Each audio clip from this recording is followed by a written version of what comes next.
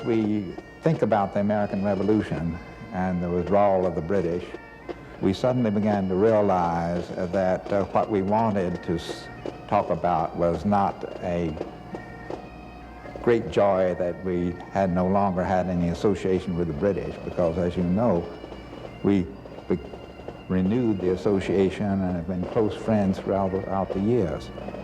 So we're really celebrating 300 years of Anglo American tradition and continuity rather than victory of the Americans over the British. It's more like a son having grown up and left home and now come back and made peace with his father again.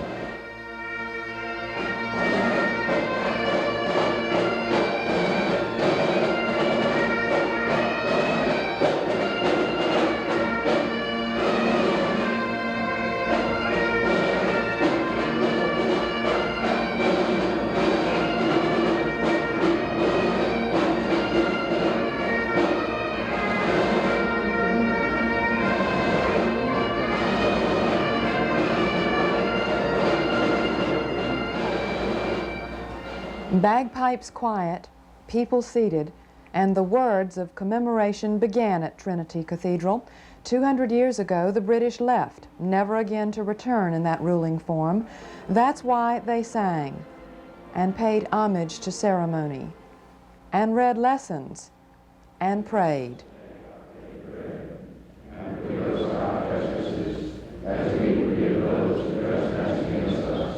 That church has been very much involved with the state's history throughout its life. 6 governors are buried in that church, Revolutionary War heroes and so on. Then to a little bit we're remembering that there was a time when the Episcopal Church, which used to be the Anglican Church, was the established church in South Carolina. And that was one of the things that happened during the American Revolution.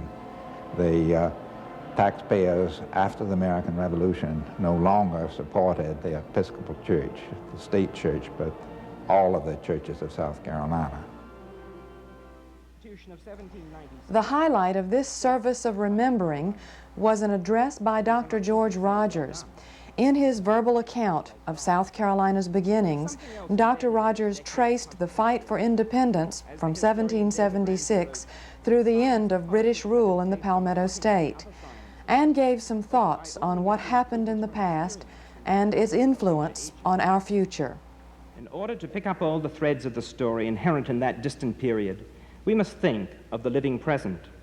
We must make this day a consideration of our total story, not just of an isolated moment in the past. We must take seriously that line from the prayer for our country, which Bishop Beckham has just so eloquently read. Fashion into one united people the multitudes brought hither out of many kindreds and tongues. For white South Carolinians, that process had been accomplished by the 1820s. French Huguenots, Scots, Germans, Swiss, Welsh, Irish, English had become a new thing, a South Carolinian. Perhaps not so quickly, yet inevitably, Angolans, Gambians, Calabars, Ibos, Coromantes, Mandingos, and Wydors had become black Carolinians, but there were still 2 distinct cultural worlds. Let me contrast 1782 with 1945. In 1782, we cut ourselves off from monarchical Europe and thus turned our attentions to the establishment of a republic. In 1945, we had defeated the totalitarian regimes of Germany and Italy. We had observed with abhorrence what masses inflamed by passions could do to vulnerable minorities. So those of us returning in 1945, like the veterans of the revolution in 1782, had a job to do, to make all truly one. In 1782, the goal was to gather all the white people together in a new society. In 1945, the goal was to incorporate all peoples, black and white, men and women, into a Carolina society. We are here dedicated to see that all share equally in the success of our Republican experiment. In this movement, we have been ably led by all our recent governors, especially by our own Governor Riley. The crisis of the moment concerns our system of education. The Low Country elite sent their sons to the dissenting academies in England, to Geneva, to Oxford and Cambridge, and to the Inns of Court. The leaders of the second movement provided a college here in Columbia, a notable institution in antebellum America. Today, our educational system is in need of reform at every level: elementary, secondary, college, and university. We need an educational system to fit our new society. But I do not want to end on a note of disarray, for this is a day of celebration, of jubilation. We have broken our daily routine to come here to demonstrate a happy satisfaction in this anniversary, to portray in some poetic form a way to contribute to public awareness, edification, and enjoyment. It is good to celebrate. Recall the words of the psalm, "Oh, clap your hands together, all ye peoples." In a world in which almost everyone is against almost everything, it is good to be for something, and we are for our state. We celebrate today the birth of our state in 1782 and its rebirth in 1982. I would like to conclude with a quotation from one of America's most distinguished humanists, Jacques Barzun. I draw these words from his most recent book, Critical Questions. We may be too lazy or blind to cooperate in the elimination of our era, but the great comfort is that even if we do not learn the right steps for ending gracefully, we shall be reborn just the same. I say we, but I mean our spirit, which starting from boredom will feed on sensation till it recreates idea, emotion, and belief in forms which we cannot imagine, but which will make our descendants cry out that it is bliss to be alive in the new dawn, and that to be young is very heaven. As for myself, I'm 60, and still incurably optimistic, as is my state. While I breathe, I hope.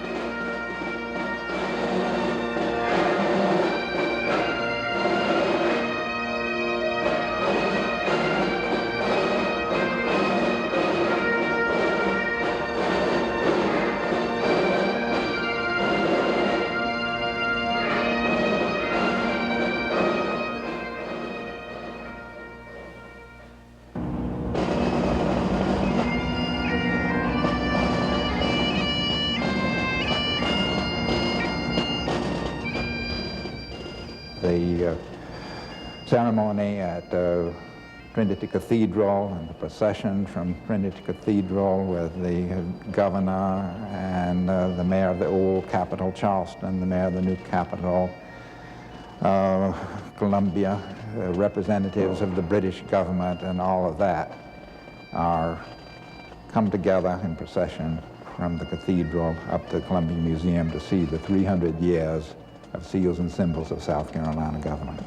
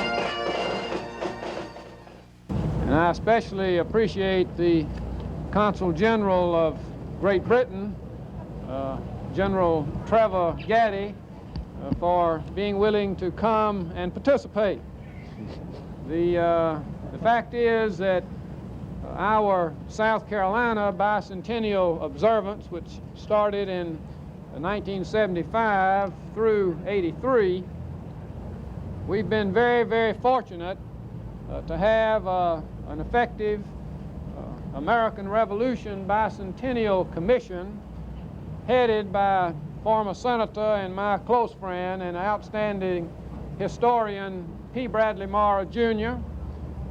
With his leadership and with the fine commission's work and love and interest in South Carolina, I think we've had a very fine celebration.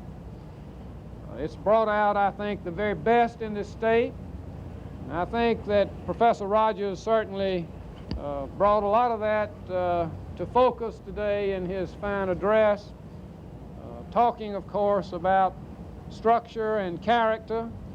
And as we deal in state government now with matters like reapportionment and judicial reform in just a few years past and home rule, we can think of the structure part of that analysis. But certainly the character of this state involves every single person in the state. And that involves all of you here and your families and friends. And it's a great honor for me to hear such a scholarly discussion of our past and hope for our future. It's a real pleasure to have here also Chairman Morrow and other distinguished guests, but especially Mayor Joe Riley of Charleston, the state's first state capital, here. Mayor Riley represents the past, according to the professor. Any of you that are familiar with his activity know that he also moves a little toward the future also. And then certainly representing the future, Mayor Kirk Finley, who represents our capital city here in Columbia. Mayor Finley, it's good to have you. This seals and symbols of South Carolina government through 3 centuries is really a once-in-a-lifetime exhibition.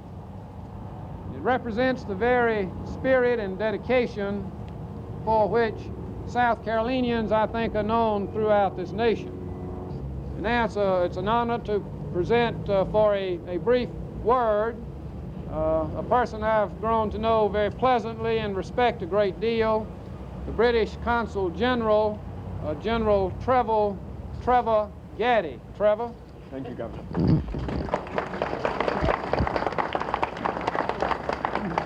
Thank you all very much. I feel that it's as though my country is ceremonially welcomed back here. I spent last night in the governor's mansion and I slept in Arthur Middleton's bed. And I feel sure that we must be welcome because I had such a sound, undisturbed night's sleep. It's a great honor and privilege for me, on behalf of Her Majesty, her government, and my ambassador in Washington, to join in this ceremony today and in opening the exhibition and to offer you my congratulations and good wishes. Thank you very much. Thank you so much.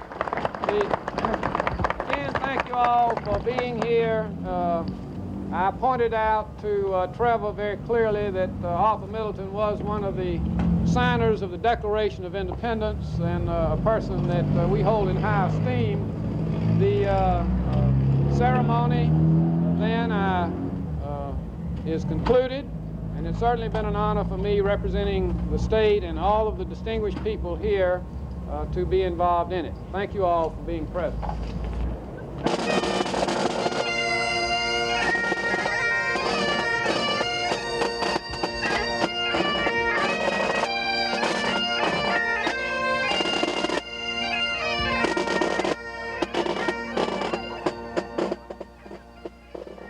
Dr. Henry Lumpkin proudly led this procession in 1982. The Citadel Bagpipers, the array of flags, and the guests helped set the mood of linking past with present and future. The articles on exhibit here at the Columbia Museum of Art came from all over South Carolina, North Carolina, and London, England. The exhibition grew out of a relationship between the South Carolina Department of Archives and History and the South Carolina American Revolution Bicentennial Commission, celebrating a very significant time in South Carolina's history. This exhibition was developed through Archives and History to show all of us how the seal developed, what we currently recognize as the official South Carolina State seal, how it evolved, and how the history of seals evolved, and also symbols of government, not just seals, although seals are an important part of the iconography of the state. There are objects, such as the Royal Governor's Chair and the mace and the sword, which may or may not have South Carolina written or depicted on them. The objects become symbols of government. And the exhibition is called Seals and Symbols of South Carolina Government Through 3 Centuries. And it's the first time ever that all of these objects have been assembled in the same space. And it's really an extraordinary opportunity to see some objects that we would never otherwise have the opportunity to see.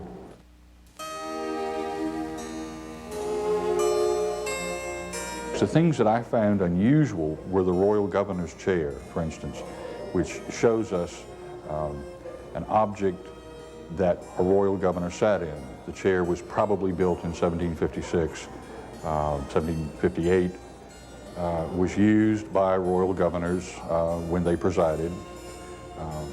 And it's really an extraordinary piece of furniture. The Ordinance of Secession, we have a piece of paper which doesn't have any kind of seal on it, but it certainly played a great role in the history of the United States. The fact that it was written in South Carolina, it is important as a symbol of South Carolina government and South Carolina's influence on the rest of the nation. Another exceptional item in this exhibition is the Jackson vase. This was presented to Major General Andrew Jackson by the ladies of South Carolina. It was a gift, and this was done in 1817, and it's an exceptional piece of silverwork. It was crafted by Fletcher and Gardner, who were outstanding Philadelphia silversmiths. And it's an exceptional object that we don't have the opportunity to see because it isn't on display.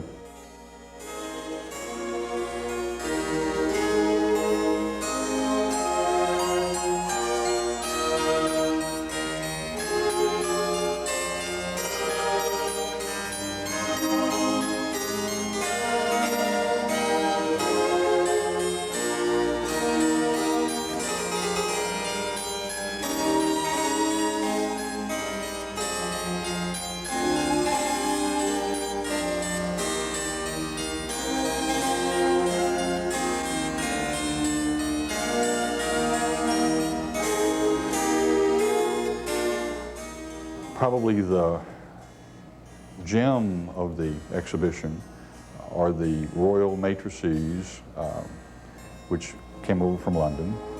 These objects were the device that allowed the government, the royal government of South Carolina, to produce seals. And we have the 2 sterling silver matrices, which, when put together, create a whole seal, front and back.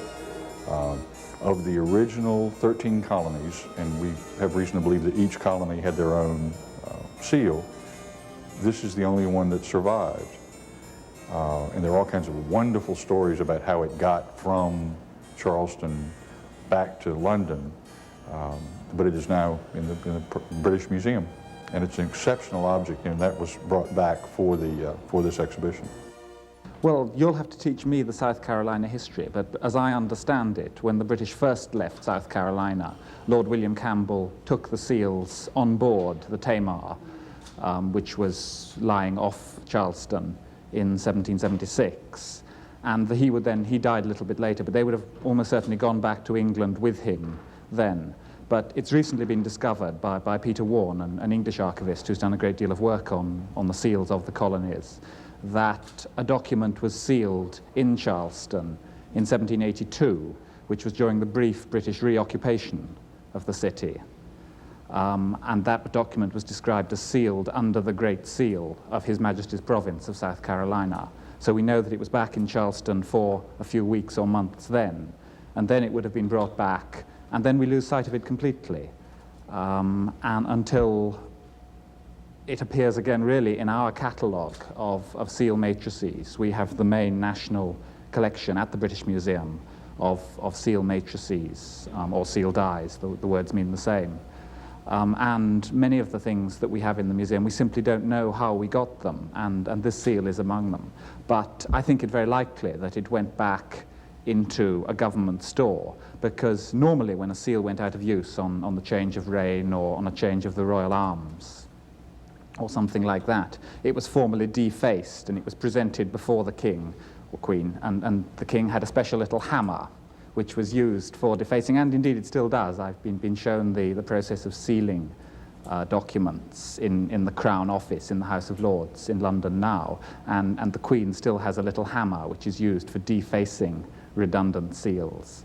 But of course, to deface this seal would have somehow been accepting the fait accompli of the independence of the colonies, and so for that reason, presumably, it wasn't done on its return to England in 1776 or in 1782. Another interesting item that most of us on the staff in assembling this exhibition have been charmed by is a little object called a gorget. And this was done, it was crafted by a Charleston metalsmith. We believe it's gold-washed copper. And it's a small item that was meant to be worn around the neck. It was to obviously prevent you from being hurt in a battle, and it became, by the time it was produced, it was more ceremonial than utilitarian, but it's an interesting little object, and that's probably 1814, but it's an exceptional little piece. Everything in this exhibition is interesting, but I think if I had to pick out a favorite, it would probably be the South Carolina mace, which we see every time a governor is inaugurated, carried by the Sergeant of Arms of the House of Representatives.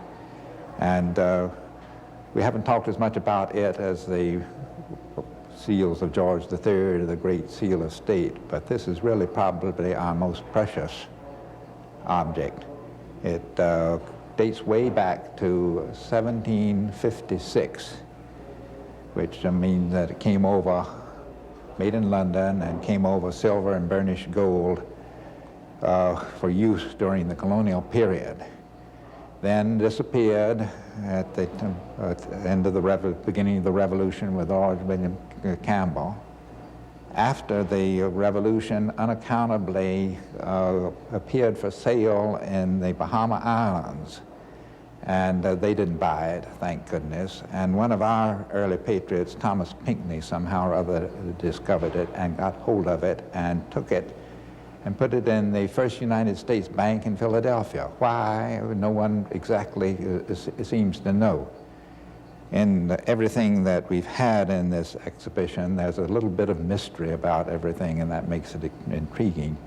But at any rate, South Carolina got into a depression. The whole United States was in a depression around 1819, and someone heard about this silver and gold British object, they thought of it at that time, up in Philadelphia that belonged to South Carolina. So they got the idea, let's melt it down and balance the budget. And thank God, Langdon Cheves of South Carolina was president of the First United States Bank, and they asked him to value it, found out how much it would be to melt it down. And he said, well, it wouldn't give you all that much help in meeting the state's expenses, and it's a pretty bauble and of historical interest, so instead of melting it down, why don't we put it back in use in South Carolina? And think how near we came to losing this priceless object of our heritage. Governors, we can't imagine governors being inaugurated without it in procession today. I hope that the visitor will leave with a sense of history, seeing the place of this state in the larger history. There are many people who did not go to school here as children, so they didn't learn South Carolina history in the traditional sense of learning it in school. People who have moved here, who will come to this exhibition and leave with a better understanding of how South Carolina became what it is today. There are times in your own life when suddenly you reach a certain level of maturity and you look back on the things that have happened to you before and you say, this is what's made me the way I am. Or you find something of your grandmother's or your grandfather's and you say, this is exactly the kind of thing I would have been interested in. In looking into our state's history and what's happened before, we do recognize ourselves and we do become more alive and more interested in life, and it renews us.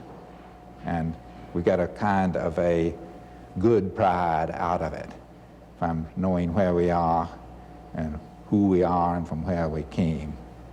Have much more courage to wonder about what's going to happen next and where we go from here.